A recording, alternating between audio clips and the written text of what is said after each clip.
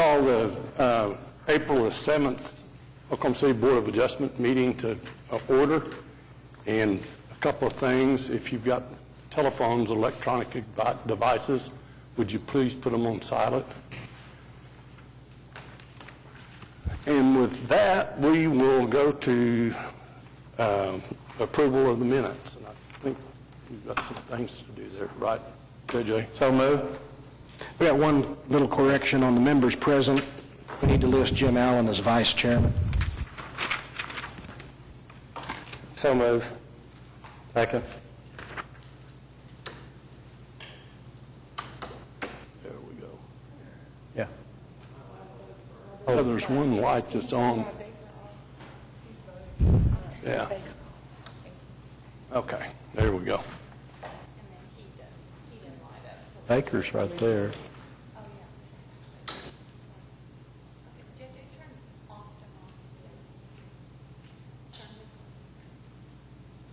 Okay. You're queued up.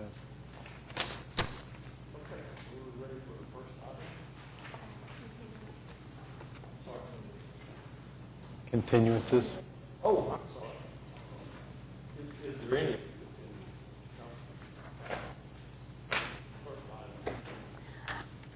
Item number 1, case number 13399, request of Terra Firma Investment for a variance to the driveway separation, screening and buffering and sidewalk requirements, and to allow parking and maneuvering in the public right-of-way located at 3700 Southeastern Avenue.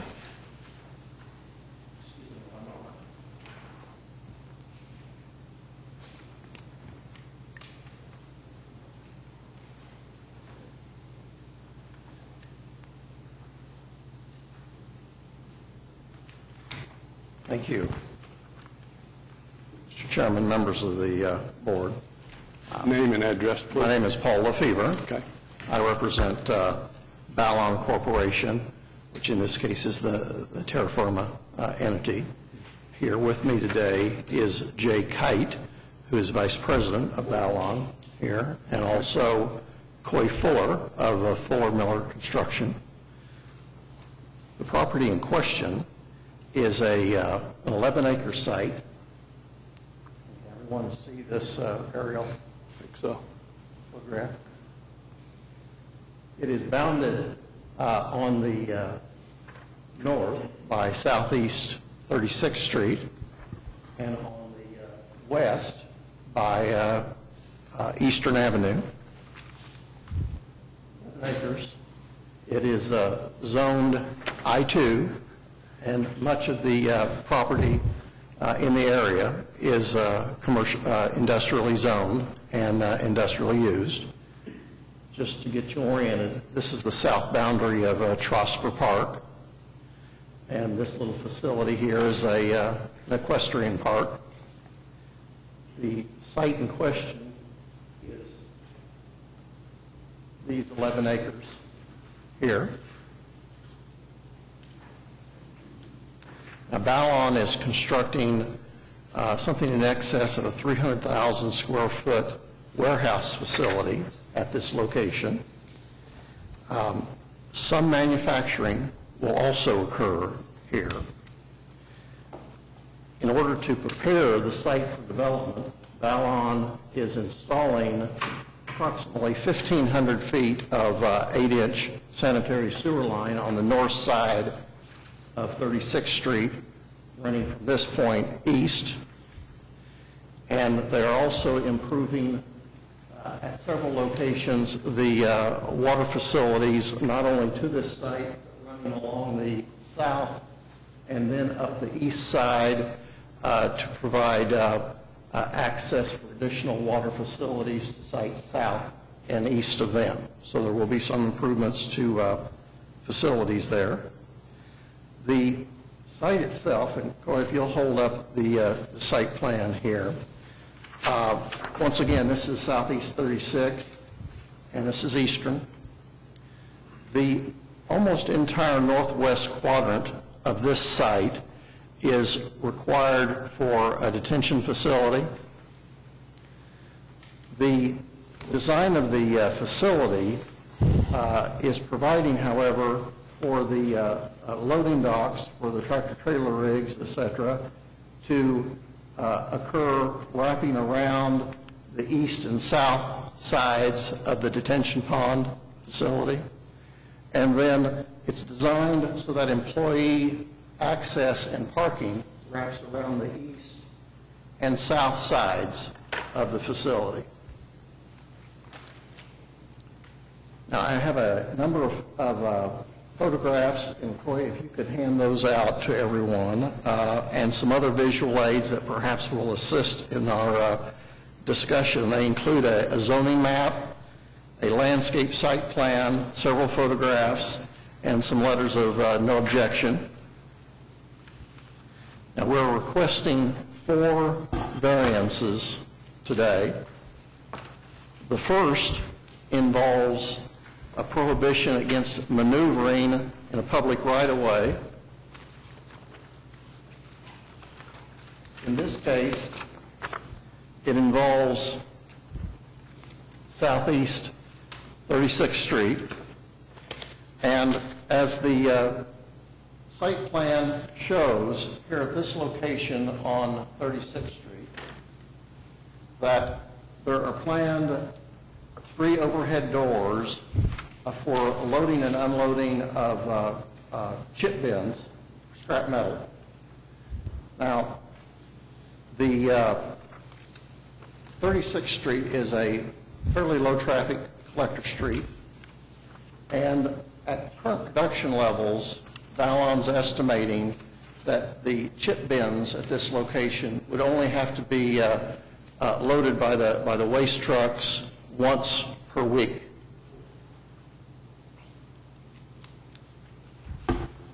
The second request involves a requirement for a 60-foot driveway separation. Oh, excuse me, back on the first point, if I may, though, just to assist, you do have 2 photographs that will, This first one, marked A in your package, is at the approximate site of the access point for the loading and unloading the chip bins. And it looks west, where the second photograph, marked B in your package, looks east from the northeast corner of the site. It may be worth noting that Southeast 36th Street crowns or crest approximately about here at the location of the access point for the chip bin unloading. So there's a slight rise, it crests, and then it falls considerably to the east over a particular distance, but the crest is the location of the site bin access, so that should help minimize any traffic issues. May I ask you a question? Yes, please. What's the speed limit on 36th? I'm sorry, I don't know. Coy, do you? I believe it's 35. It's, All right. it's, That's right. it's a 2-lane road, fairly narrow 2-lane road. I apologize, I did not check that out.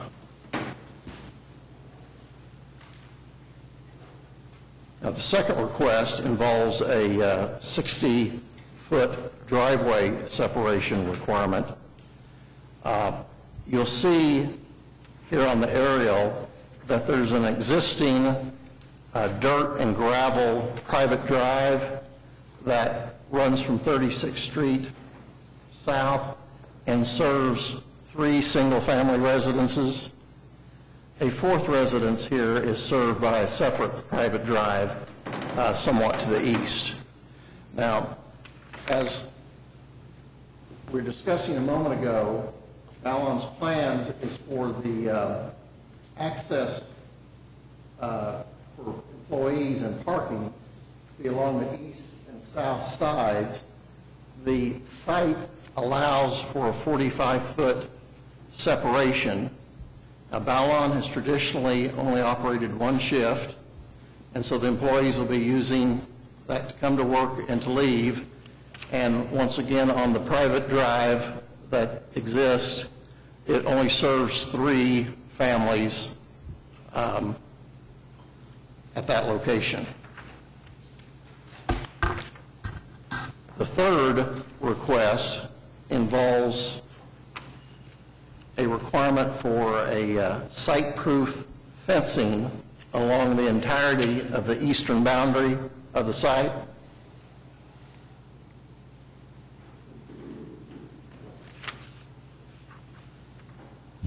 Now, if we could have the other site plan, Coy. You have a copy of this in your package, but code requires and Ballon intends to install trees on 25-foot centers along the entire eastern boundary of the site. And just to get you oriented here, this photograph, which you have in your packet, is taken approximately at the midpoint of this private drive looking north.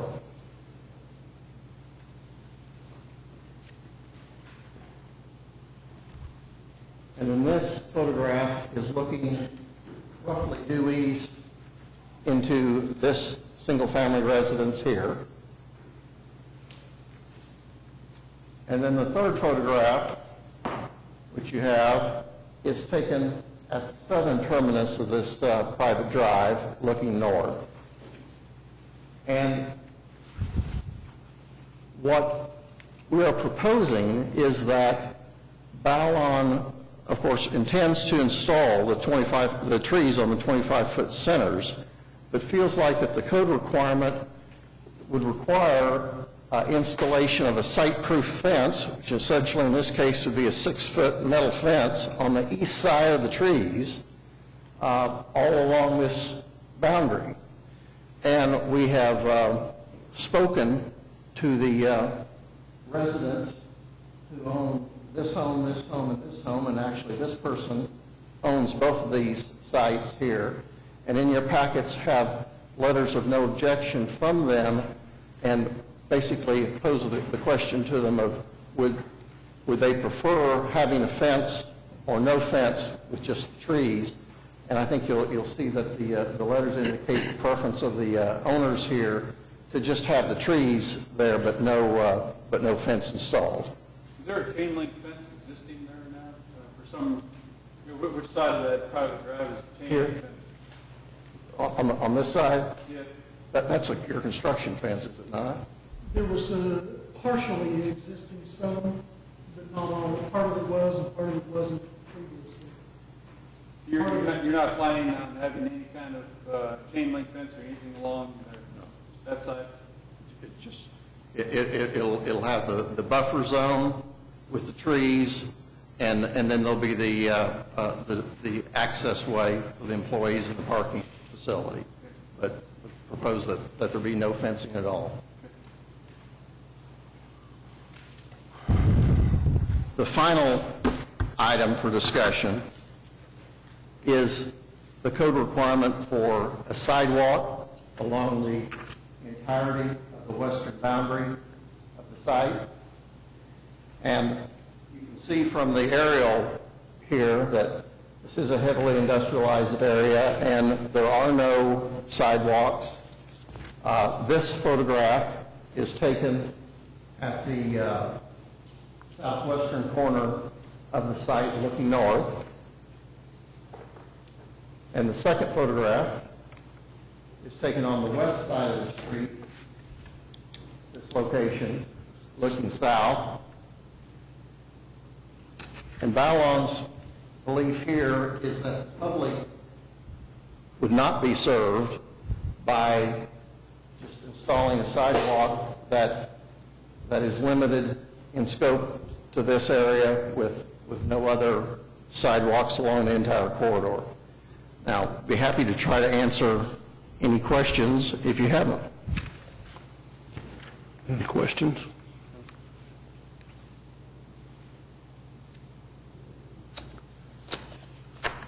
Is the street, that private street, are you going to pave that private street?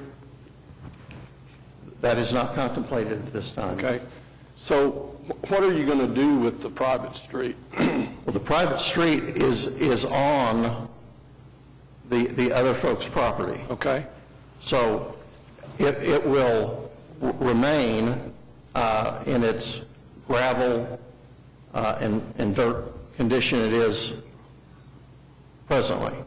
They're not going to access that. So you're going to put a driveway down the east side to access the parking along the east and south Yes. side? Ballon will not utilize that private drive. But they will have their own Okay? access along the eastern boundary and southern boundary of their property, which accesses out into eastern here and 36th Street here. The private drive is 45 feet to the east. To the east? That's right. Okay. That's correct, sir. I do have a question on this drop-off point there. Is there no other way to do that on this east side of the building? I mean, is there something about the building itself or the logistics in the building that can't be on the east side of the building as opposed to coming in and off of 36th Street? Doing what on the chip bins? Yeah, that part of it there where people are accessing that, customers are accessing that, I guess, in and off of 36th Street? The only people accessing here off 36 No. are employees. No. Over here? No, The scrap bins. the scrap bin thing up there? Scrap bin, yes, sir, Yeah. here. Do you have customers accessing that? It simply is the operator of the waste truck, Okay. who we believe that at our current production levels, once per week, Okay. will come in to pick up and unload the chip bins, the waste I metal. misunderstood. I thought that was some kind of drop-off. No, That's no, not, it okay. is solely for Yeah, I don't have a question. the chip bins. Yeah.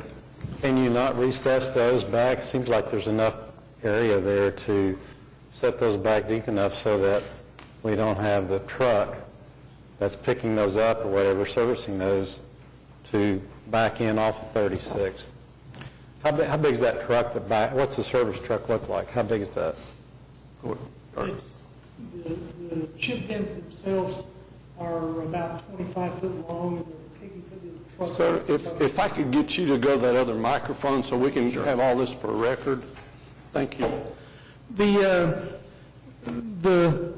trucks that pick up the chip bins are about a 25 foot long, normal looking dumpster that you see, and they're picked up piggyback on a truck. So he sets it off, and they are set inside the building. They're not outside, they're inside the building.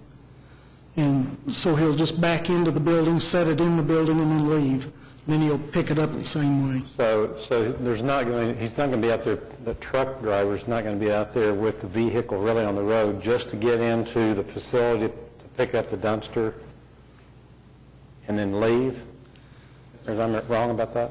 Yes, that's correct. Okay.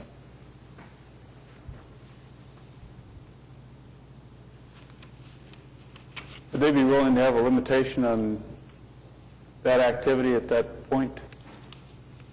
As a part of if they were to approve this variance, would they limit the activity at that point? To the unloading and loading of chip bins? Yeah, or the frequency?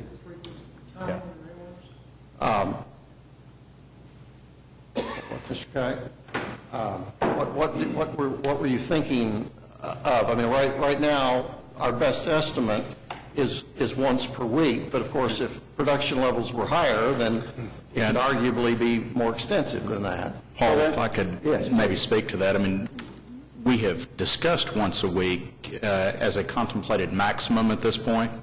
The primary use of the building is purely going to be for storage of raw materials. Our main manufacturing facility is just a mile to the northwest, where all the machining operations take place, but the nature of our raw material shipment is that we have to buy lots of raw material occasionally in years' worth or many months' worth of quantity. So in order to have more manufacturing space available in our core manufacturing facility a mile to the northwest, this is going to be a storage warehouse. There is one process that we're presently contemplating putting in here that does not generate any chips in itself. It's a welding process. The parts will leave from there to be heat treated and be delivered to our main facility a mile to the northwest. But just to provide for some flexible use in the future in connection with it, because we have to build a sump and a drain. To do that, we have spotted these overhead doors, also to allow us to bring machine tools in or equipment in, larger forklifts if we need to rearrange the racking, things like that. So at this time, we're not contemplating any actual use, but even long-range planning, we're not contemplating anything that would require more than once a week. But again, that's going to be condition dependent. If we allow an access, because normally access is required to be on site, turning radiuses and all that type of thing. Okay? Yeah, So if we just allow that carte blanche to do that, there could be 10 trucks a day out there sitting in the street and backing in, that kind of thing, you know. So that was the reason for my question. Well, I understand the hypothetical nature of the question. It would be impossible with today's technology for us to be able to fill them that fast, to have them hauled off. We're talking about 40 cubic yards of metal shavings, many, many tons, that would take us a lot to even fill them, to use them that often. And you'll notice, in reference to the rule that you've cited, the traffic that's intended here is really high dock loading and unloading of tractor trailers, semi-rigs, that are all going to be maneuvered on site. And in fact, we've done it in such a way that there's a single path in and out, so that there will be not only shown on the plans, but in actuality, no real interaction with the public driving surfaces for those purposes. That will happen every day. This is just a hypothetical potential need and use. The location of it has to, because of the grade of the street and the surrounding property, it's the only place where we can make grade to fit the finished floor level of the building. But I do understand your point. I'd like to see a limitation on it just while, let's say 2 times a week. I mean, we don't know in the future if you sell out or sell that facility, we don't know what's going to happen then as far as that sort of traffic. And that'd be my concern. Just for the record, sir, can we get your name and address, please? Certainly. It's Donald, middle initial J, last name is Kite, K-Y-T-E, Vice President, Ballin Corporation, 3245 South Hattie, H-A-T-T-I-E Avenue, Oklahoma City. Twice per week, I'm sorry, what's the proposal? Are you going to raise it? No, yeah, that's the proposal. Yes, we can agree to 2 days a week. Do you have any other questions? We hear a motion. I'll approve, move to approve, as conditioned on the traffic related to the scrap bins. Are you just taking one at a time then, or? Well, we can take them all. You can take them all unless you feel that you're not going to approve all 4 of them. If you believe that you may do all 4, you can take them as one item. They're not separated on here. Do I need to separate if I condition one of those or not? You can just say the whole thing. You can say the whole thing and then announce the condition for which item that one is. Okay, as far as the maneuvering in the right-of-way, that would be limited to 2 times a week for emptying of the scrap bins. Second. Okay, we have a motion and a second. Any further discussion? All those in favor of the motion? Thank you very much. Thank you. Somebody We've didn't got show a up. light out. Oh, is that right? Say aye. It's not a reflection on wattage. Item number 2, case number 13400, request of the City of Oklahoma City for a variance to permit an electronic message display sign located at 100 West Reno Avenue. My name is Wayne Corvell. I'm representing the Oklahoma City Public Works Department concerning this item.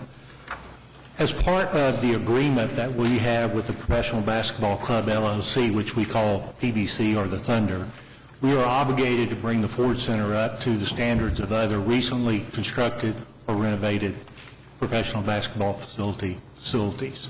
And part of that obligation, we've done quite a bit of research, not only relying on what we were told, but in the industry, as far as the league is concerned, it's a very rarity. Matter of fact, we couldn't find anything where a new facility or a renovated facility did not have a video element on the exterior of the board. So if this variance would not be granted, it would put the professional basketball club at a disadvantage over other facilities within the league. So we feel that the proposal that we have, or the variance that we have, would allow us to meet the obligations that we have per our agreement with the team to bring the facility up to other facilities. We also feel that due to the Ford, or no longer the Ford Center, excuse me, but it's branded in my brain for so long, the downtown arena and the Cox Center, that this is a particular situation. We don't have other facilities that this would adversely harm. And matter of fact, we feel that it would adversely add to the amenities of the facility, the festivity of the facility, especially if we have events not only for NBA basketball, but for events like we have the Big 12 tournaments, the NCAA double tournaments. So we think it would be advantageous for this area to have something like this on the south side of the building. So that's just in generality. I'd be willing to answer any questions. I have Mr. Jim Reynolds with the Benham Group, who is our architect of record for the Ford Center, if there's any technical questions. We've got a question. Is there any chance you'd want to have this sign at a later date than any other part of the building? That was my Not this question. sign, no. At a later date, there is a possibility different sign? that there might be one requested on the new entry on the southwest side of the building that we're constructing now.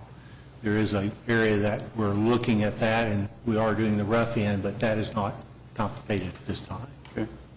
I have, did the city council approve the agreement with respect to the basketball team's occupancy and rental of the facility?